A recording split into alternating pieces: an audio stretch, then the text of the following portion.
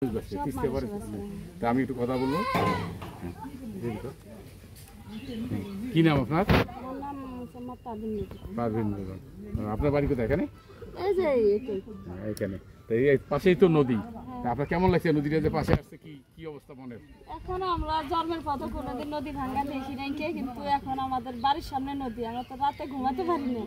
যখন পানি বাড়ে যে শব্দ পানি বলার মতো না, ঘরে মনে থাকাই যায় না, অনেক ভয় লাগে। তাহলে এইটা থেকে বাঁচার উপায় কি? হ্যাঁ, এখন বাঁচার উপায় মনে করেন আমাদের তো মনে করেন বাইরে কোনো জমা জমি নেই, এই জমিটুকুই আছে, বাড়ির ভিটে যেটা ওইটাই আছে।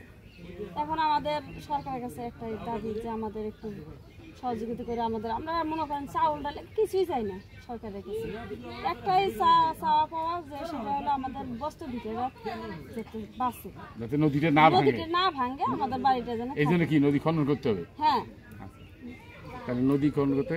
আচ্ছা, নদী আপনাদের নদীতে এমনি জমি নেই? নদীর জমি আছে, চাষাবাদ করেন তো? শ্বশুরের এখনো দেয় নাই, কিন্তু ওগুলা নদীর ভিতরে পড়ে আছে, আমরা আবাদ কোনোদিন করে দেই, কিন্তু কষ্ট করে মনে করেন হাতের উপরে কাজকর্ম করে কিছু টাকা জোগাড় করছিলাম, করে জমি বন্ধক নিয়েছিলাম।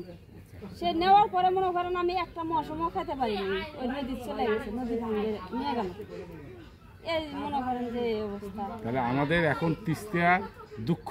হ্যাঁ, দুঃখজনক। আমরা মনে করেন হাতের উপর ছেলে খাই, আমাদের বাচ্চা কাচ্চা নিয়ে এরকম জমা জমি গুলো শেষ হলে আমরা আবাদ করতে পারি না, আমাদের খুব অনেক কষ্ট হয়ে গেছে, খুবই। আপনাদের বলে এখন কি করে বুঝাবো, খুব কষ্ট করছি। আগে মনে করেন যে আদি হলে মরিচ করছি, রসুন করছি, তারপর ভুট্টা করছি, এখন এই যে নদী ভাঙবে আমাদের আর এই আবাদটাও নেই, তাহলে আমরা কি করে খাই?